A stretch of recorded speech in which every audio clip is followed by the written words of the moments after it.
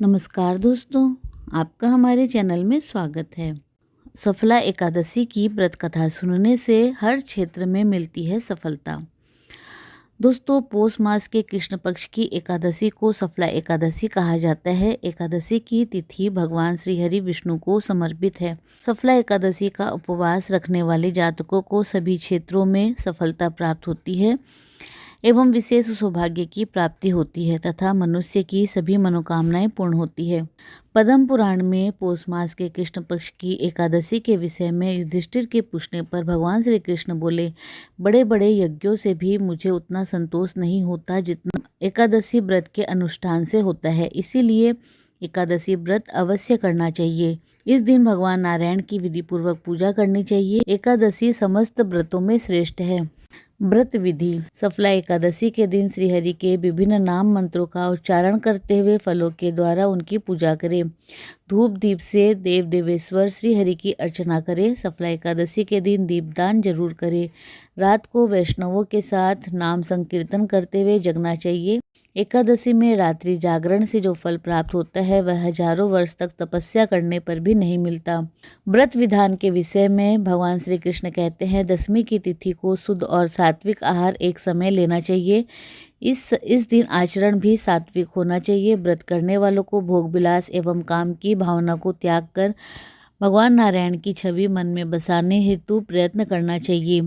एकादशी के दिन प्रातः स्नान कर शुद्ध वस्त्र धारण कर माथे पर श्रीखंड चंदन अथवा गोपी चंदन लगाकर कमल अथवा वैजयंती फूल, फल, गंगाजल, पंचामृत, धूप दीप सहित लक्ष्मी नारायण भगवान की पूजा और आरती करें।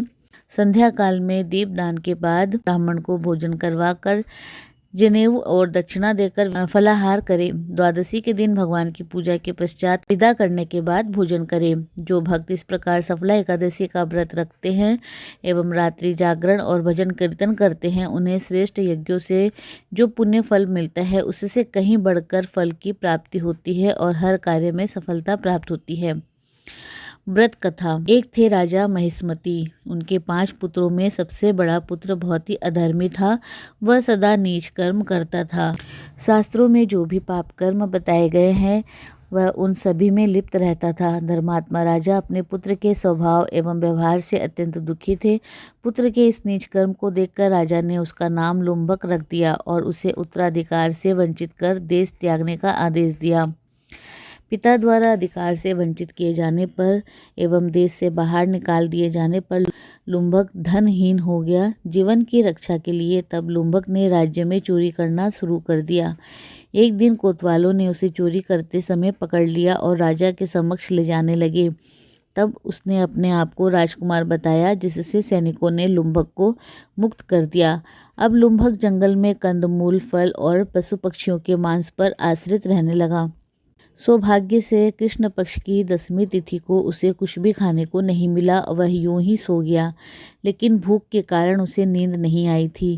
ऊपर से सर्दी का मौसम था। उसका शरीर ठंड से अकड़ गया और वह अचेत हो गया। अगले दिन जब उसकी नींद खुली तब 2 प्रहर गुजर चुके थे। वह जल्दी जल्दी कंदमूल इकट्ठा करने निकल गया, क्योंकि उसे लग रहा था कि अगर आज रात भी भूखा रहना पड़ा तो मृत्यु निश्चित है। कंदमूल एवं फल इकट्ठा करते समय कैसे सांझ ढल गई, लुम्बक को पता भी नहीं चला। जब वह अपने आश्रयदाता पीपल वृक्ष के पास पहुंचा तो तब काफ़ी रात हो गई थी और वह काफ़ी थक भी गया था। इस स्थिति में उसने इकट्ठे किए गए फल आदि को पीपल की जड़ में रखकर भगवान विष्णु का नाम लेकर सो गया। लेकिन ठंड ने उसे इस रात भी सोने नहीं दिया। सुबह आकाशवाणी हुई कि तुमने अनजाने में ही सफला एकादशी का व्रत कर लिया है, जिसके पुण्य से तुम राजा बनोगे और पुत्र सुख प्राप्त करोगे। इस घटना के पश्चात जंगल के जीवन से जब लुम्बक दुर्बल होता जा रहा था तो उसके मन में आया, क्यों न फिर से चोरी किया जाए। तो वह शहर की ओर चल पड़ा।